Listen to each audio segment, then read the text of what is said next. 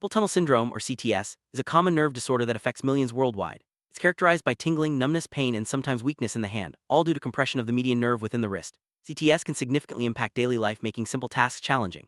Diagnosing CTS accurately is crucial for effective treatment, and electrodiagnostic studies, especially nerve conduction studies, are considered the gold standard.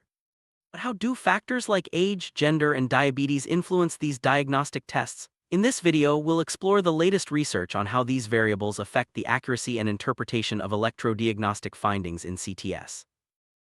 Getting the diagnosis right is more than just labeling a condition. For CTS, early and accurate detection can prevent permanent nerve damage and guide the choice between conservative management and surgery. Electrodiagnostic studies help distinguish CTS from other causes of hand pain, such as arthritis or fibromyalgia. However, the accuracy of these tests can vary based on patient characteristics. That's why understanding how age, gender, and diabetes affect test results is essential for clinicians and patients alike.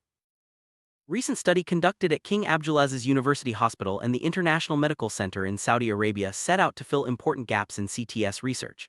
The team analyzed data from over 600 patients, both with and without CTS, to determine how age, gender, and diabetes influence electrodiagnostic findings.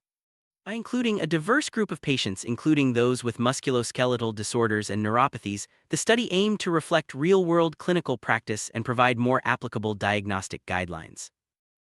Electrodiagnostic studies for CTS focus on measuring the speed and strength of nerve signals in the hand and wrist. Key tests include median sensory latency at the index finger and comparative latency studies like palm-diff, ring-diff, thumb-diff, and the combined sensory index (CSI). These tests compare the median nerve's function to other nerves in the hand, helping to pinpoint CTS and assess its severity. Understanding these tests is the foundation for interpreting how patient factors influence results. The study included 632 patients, with 404 diagnosed with CTS and 228 serving as controls. The median age was higher in the CTS group, and women made up the majority of CTS cases. Diabetes was present in about a quarter of both groups. This diverse sample allowed researchers to analyze how age, gender, and diabetes status influence the diagnostic accuracy of electrodiagnostic tests, providing insights that are relevant to everyday clinical settings. Age plays a significant role in nerve conduction studies. As people get older, nerve signal speeds naturally slow down. The study found that median sensory latency increased with age, meaning older patients had longer nerve response times. This age-related change must be considered when interpreting test results, as using a single cutoff value for all ages could lead to misdiagnosis, especially in older adults. While CTS is more common in women, the study found that gender had a less significant impact on electrodiagnostic test results compared to age and diabetes. After controlling for other factors, gender did not significantly alter the median sensory latency. This suggests that while gender is important for understanding who is at risk, it may not require different diagnostic thresholds in electrodiagnostic testing. Diabetes is a well-known risk factor for nerve problems, including CTS. The study revealed that patients with diabetes had higher median sensory latency values, even without CTS symptoms. This means that diabetes can mimic or mask CTS in electrodiagnostic tests, making it crucial to use diabetes-specific cutoff values to avoid false positives or negatives. Tailoring diagnostic criteria for diabetic patients improves accuracy and ensures appropriate treatment. Study measured several key parameters: palm-diff, ring-diff, thumb-diff, and the combined sensory index (CSI). Each of these tests compares the median nerve's response to other nerves, providing a more nuanced picture of nerve function. The results showed that the best cutoff values for diagnosing CTS varied depending on age and diabetes status, highlighting the need for personalized diagnostic thresholds. Patients without diabetes, the study identified optimal cutoff values for each electrodiagnostic test. For example, a palm-diff of 0.5 ms and a CSI of 1.4 ms provided the best balance of sensitivity and specificity, especially for those under 60. These cutoffs help clinicians confirm CTS with high positive predictive value, ensuring that patients receive the right diagnosis and care. Patients with diabetes, the optimal cutoff values were higher and more variable by age. For instance, CSI cutoffs range from 1 ms in younger adults to 3.5 ms in those over 60. This adjustment accounts for the baseline nerve changes seen in diabetes, reducing the risk of misdiagnosis. Using these tailored thresholds helps clinicians distinguish between diabetic neuropathy and true CTS. Sensitivity and specificity are key measures of a test's accuracy.